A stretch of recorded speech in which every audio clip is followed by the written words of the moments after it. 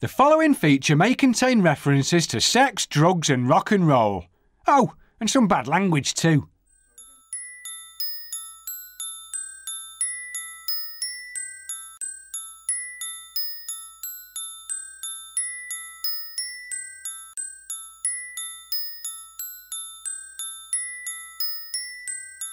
I just left university. I broke my leg playing football.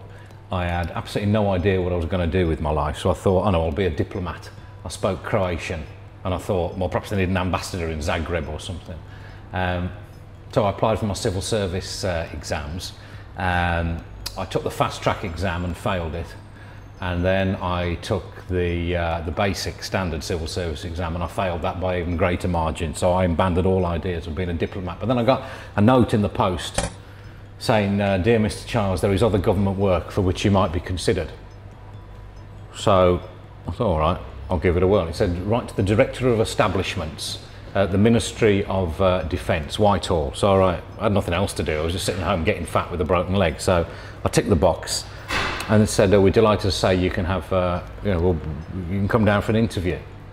So I went down for the interview, showed up at this office on Tottenham Court Road, and the woman sat me down and said, well, tell me about yourself. And this interview went on and on and on. I mean, when I arrived, she said, if you got your car on a meter, because you're going to be here 3 hours. I said, 3 hours? I don't even know what the job is.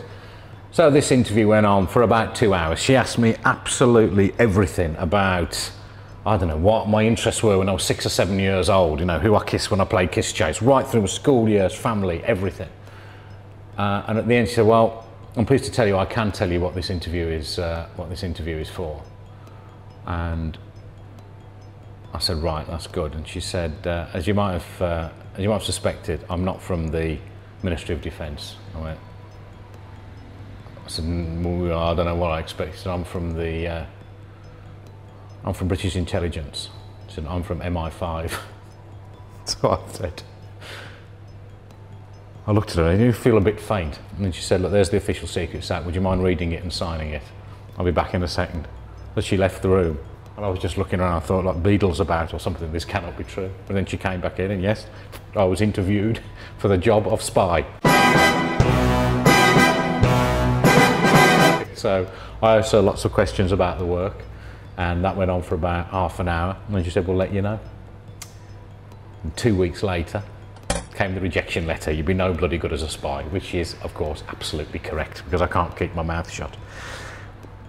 There was a postscript to that, actually. When I went, she said to me, you're not allowed to speak to anybody about this apart from your parents. So I went home the following day, still pinching myself, and I was having dinner with my parents, and I told them the whole story, right from the bit when she said, you know, I'm right up to the bit when she said, I'm not from the Ministry of Defence, I'm from MI5.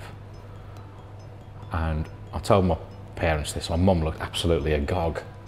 And I left the room because the phone went or something, or someone at the door, and I went back in and my dad was laughing. And it turned out my mother thought the woman had said, I'm not from the Ministry of Defence, I'm from MFI. Well, that would have been a disappointment, wouldn't it? A 3-hour interview for a job at MFI. But no, it was MI5. I must be on their record somewhere that I was a crap spy. I would have been a crap spy. So they made a good recruitment decision there.